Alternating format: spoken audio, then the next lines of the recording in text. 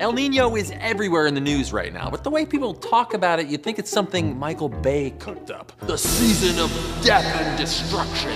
El Nino may eat the Blob. The Bruce Lee of El Nino. No, the Godzilla of El Ninos. Wow, that escalated quickly. Okay, let's all take a chill pill and see what this El Nino thing is really all about.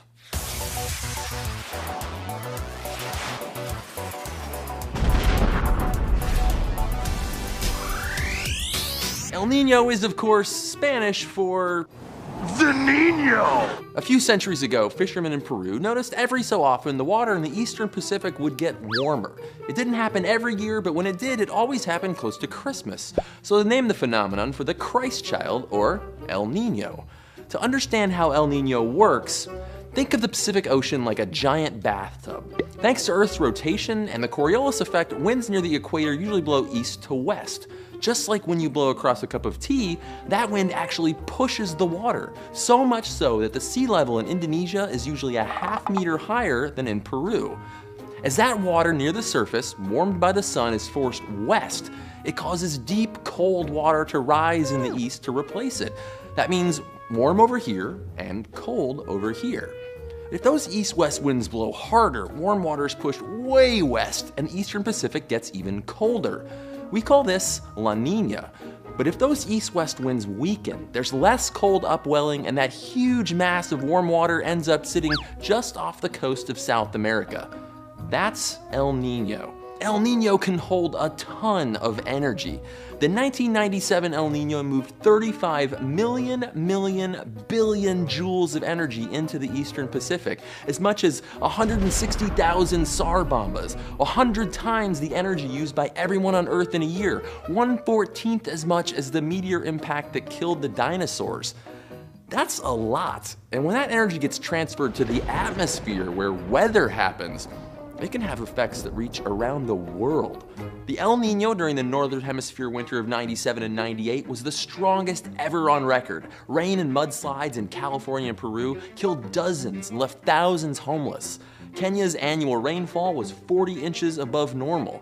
And on the other side of the Pacific, Indonesia had massive droughts. Temperatures in Mongolia hit 108 degrees Fahrenheit. And while El Nino usually means a quieter Atlantic hurricane season, it can mean more and stronger storms in the Pacific. In 1997, Hurricane Pauline dumped 27 inches of rain on western Mexico in a single day. With so much money and life at stake, it would be nice to be able to predict El Ninos, or is it Los Ninos? Well, and their effects far in advance. Will California finally get some rain? Will the Northeast get less snow? Well, we just don't know. For one thing, an El Nino event can show up anywhere from every 2 to 7 years, or sometimes not at all. It's less of a cycle and more of a periodic, sometimes quasi-cycle.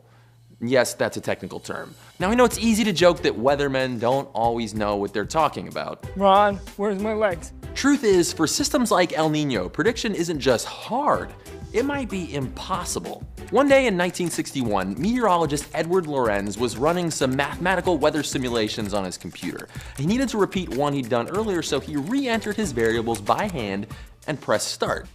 Only when he looked at the results, they were completely different than the first time. Lorenz was baffled, and he checked his work. He realized that he had accidentally rounded one of his variables. Instead of 0.506127, he had left off the last 3 decimal places. This tiny, tiny difference, just a few 10,000ths of a unit, had completely changed the result. This accident gave birth to chaos theory. Still not clear on chaos. It simply deals with predictability in complex systems. Lorenz had stumbled across the answer for why no matter how advanced our computers or models may get, we can never accurately predict the weather more than a few days out. In any system, the tiniest change in initial conditions could lead to completely different outcomes. And the farther out you try to look, the more those tiny uncertainties are amplified. It was this realization that led Lorenz to ask his now famous question: does the flap of a butterfly's wings in Brazil set off a tornado in Texas?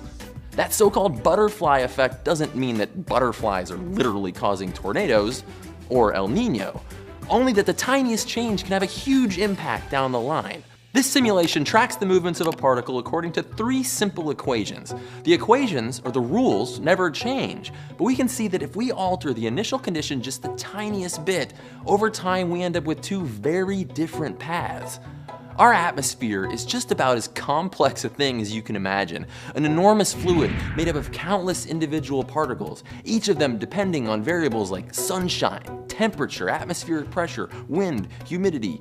All of those particles obey the laws of physics though, and we have equations to describe those laws and huge powerful computers to put it all together. The thing is, even if we were able to measure what every particle in the atmosphere was doing at any moment, for every measurement, there's still that tiniest built-in uncertainty.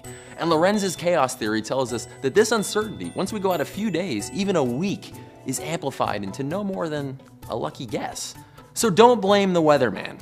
Uncertainty is simply built into our world, our universe, and that's okay. We may be able to predict what the weather is gonna be like tomorrow, but as for El Nino, all I know is it's gonna be chaos. Stay curious.